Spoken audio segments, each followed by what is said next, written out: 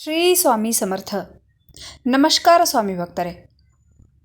ಜೀವನಕ್ಕೆ ದಾರಿ ಚಾನೆಲ್ಗೆ ನಿಮ್ಮೆಲ್ಲರಿಗೂ ಆತ್ಮೀಯ ಸ್ವಾಗತ. ಸ್ನೇಹಿತರೆ, ಇದೀಗ ನಿಮಗಾಗಿ ಶ್ರೀ ಸ್ವಾಮಿ ಸಮರ್ಥ ಮಹಾರಾಜರ ಕುರಿತು ಒಂದು ಭಕ್ತಿಯಿಂದ ಕೂಡಿದ ದಿವ್ಯ ಅನುಭವದ ಕಥೆಯನ್ನು ನಿಮ್ಮ ಮುಂದೆ ಹೇಳಲಿದ್ದೇನೆ. ಈ ಕಥೆಯು ನಿಜವಾದ ಘಟನೆಯ ಆಧಾರ ಹೊಂದಿದ್ದು, ಭಕ್ತಿಯ ಶ್ರದ್ಧೆ, ಸಂಕಷ್ಟದ ಸಂದರ್ಭದಲ್ಲಿ ನಂಬಿಕೆಯ ಶಕ್ತಿ ಮತ್ತು ಶ್ರೀ ಸ್ವಾಮಿಯ ಕೃಪೆ ಹೇಗೆ ಬದುಕನ್ನು ಪರಿವರ್ತನೆಗೊಳಿಸಬಹುದು ಎಂಬುದನ್ನು ಆಳವಾಗಿ ಚಿತ್ರಿಸುತ್ತದೆ. ಹಾಗಾದರೆ ಬನ್ನಿ ಸ್ನೇಹಿತರೆ, ತಡ ಮಾಡದೆ ಅನುಭವವನ್ನು ಶುರು ಮಾಡೋಣ. ಅಖಿಲೇಶಪುರ ಒಂದು ಚಿಕ್ಕ ಹಳ್ಳಿ. ಅಲ್ಲಿ ಲೀಲಾವತಿ ಎಂಬ ವಿಧವೆ ತನ್ನ 2 ಮಕ್ಕಳೊಂದಿಗೆ ದುರ್ಬಲ ಪರಿಸ್ಥಿತಿಯಲ್ಲಿ ಬದುಕುತ್ತಿದ್ದರು. ಪತಿಯ ಮೃತ್ಯುವಾದ ನಂತರ ಆಕೆ ಹೆಂಡತಿಯೂ ಮಾತ್ರವಲ್ಲ, ತಾಯಿ, ಪೋಷಕಿ ಮತ್ತು ಭಕ್ತೆಯಾಗಿ ಬದುಕುತ್ತಿದ್ದಳು. ಆಕೆಯ ಮಗ ರಾಮು ಕೇವಲ 9 ವರ್ಷದವನು. ನಿರಂತರ ಶರೀರದ ನೋವುಗಳಿಂದ ಬಳಲುತ್ತಿದ್ದನು. ವೈದ್ಯರು ತಿಳಿಸಿದ್ದೇನೆಂದರೆ ಇದು ಅಸ್ಥಿಮಜ್ಜೆ ಸಮಸ್ಯೆ, ಉಷ್ಣಜ್ವರ ಮತ್ತು ಅಂಗಹೀನತೆಯ ಸಮಸ್ಯೆಯಾಗಿದೆ. ಲೀಲಾವತಿ ಎಲ್ಲ ಚಿಕಿತ್ಸೆ ಮಾಡಿ ನಿವೃತ್ತಳಾಗಿದ್ದಳು. ಮನೆ ವ್ಯಾಪಾರವೂ ಕಡಿಮೆಯಾಗಿ ಊಟಕ್ಕೂ ದಿಕ್ಕಿಲ್ಲದಂತೆ ಅವಳ ಭವಿಷ್ಯ ನಿರಾಶೆಯ ದಿಕ್ಕಿನಲ್ಲಿ ಹೋಗುತ್ತಿತ್ತು. ಲೀಲಾವತಿಯ ಕಣ್ಣು ತೆರೆಸಿದಂತೆ ಒಂದು ದಿನ ಹಳ್ಳಿಗೆ ಒಬ್ಬ ಸನ್ಯಾಸಿ ಬಂದ. ಅವನು ಹೇಳಿದ, ಅಕ್ಕ, ನಿಮಗೆ ನೆರವಾಗುವ ದೈವ ಈ ಕಾಲದಲ್ಲಿ ಜೀವಂತವಾಗಿದ್ದಾನೆ. ಅದು ಅಕ್ಕಲ್ಕೋಟೆ ಶ್ರೀ ಸ್ವಾಮಿ ಸಮರ್ಥರು. ಆ ಮಾತು ಆಕೆಗೆ ಶಕ್ತಿಯಂತಾಯಿತು. ಆರ್ಥಿಕ ತೊಂದರೆಯಲ್ಲಿದ್ದರೂ ಸಹ ಹೇಗೋ ಮಾಡಿ ಮಗನನ್ನು ಬೆನ್ನಿಗೆ ಕಟ್ಟಿಕೊಂಡು 4 ದಿನಗಳಲ್ಲಿ ಲೀಲಾವತಿ ಅಕ್ಕಲ್ಕೋಟೆಗೆ ಪಾದಯಾತ್ರೆ ಮೂಲಕ ತಲುಪಿದಳು. ಅದೊಂದು ಬೆಳಗಿನ ಕಾಲ.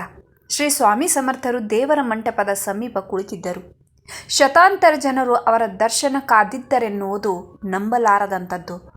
ಆದರೆ ಲೀಲಾವತಿ ನೇರವಾಗಿ ಮುಂದೆ ಬಂದು ಮಗನನ್ನು ಕಾಲಿಗೆ ಇಡಲು ಪ್ರಯತ್ನಿಸಿದಾಗ ಸೈನಿಕರು ಅವಳನ್ನು ನಿಲ್ಲಿಸಿದರು. ಆದರೂ ಆ ಕ್ಷಣ ಸ್ವಾಮೀಜಿ ಎದ್ದು ಜನ ಸಮುದಾಯವನ್ನು ಬದಿಗೆ ಸರಿಸಿ ತಾವೇ ಮುಂದಾಗಿ ಕೇಳಿದರು, ಅಮ್ಮ, ನೀನು ಬಹಳ ದೂರದಿಂದ ಬಂದಿದ್ದೀಯೆ. ಈ ಮುಗ್ಧ ಮಗು ಇನ್ನು ಬದುಕಲೇಬೇಕು, ಇದರ ಕರ್ಮ ಇನ್ನು ಮುಗಿದಿಲ್ಲ ಅಂತ ಹೇಳುತ್ತಾ ತಮ್ಮ ಭುಜದ ಬಲಗಡೆಯಿಂದ ಮಗನ ತಲೆಯ ಮೇಲೆ ಸುದೀರ್ಘವಾಗಿ ಕೈಯಿಟ್ಟು ಮುಕ್ತವಾಗಿ ನಕ್ಕರು. ಸ್ವಾಮಿ ತಕ್ಷಣ ತಮ್ಮ ಕೈ ಹಿಡಿದು ಮಗನ ಮೊಣಕಾಲನ್ನು ಒತ್ತಿದರು. ಆ ಕ್ಷಣ ಮಗನು ಅಮ್ಮ ಎಂದು ನಿದ್ರೆಯಿಂದ ಎದ್ದಂತೆ ಬೀಗಿ ಕೂಗಿದ. ಆಕೆ ಅಕ್ಷರಶಃ ಶೂನ್ಯವಾಗಿದ್ದಳು. ಅತ್ತ ಬಿಕ್ಕು, ಇತ್ತ ಬೆರಗು, ಮತ್ತೊಮ್ಮೆ ಶ್ರದ್ಧೆ.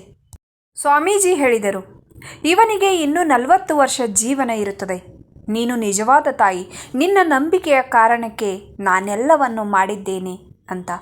ತನ್ನ ಮಗನಿಗೆ ನವಜೀವನ ಕೊಟ್ಟ ಶ್ರೀ ಸ್ವಾಮಿ ಸಮರ್ಥರಿಗೆ ವಂದಿಸಿ ಲೀಲಾವತಿ ಮಗನೊಂದಿಗೆ ಹಳ್ಳಿಗೆ ಹಿಂತಿರುಗಿದಳು. ರಾಮು ಎದ್ದು ಪೂರ್ತಿಯಾಗಿ ಚೇತರಿಸಿಕೊಂಡ. 2 ತಿಂಗಳಲ್ಲಿ ಆಟವಾಡುತ್ತಿದ್ದ, ಓದುತ್ತಿದ್ದ.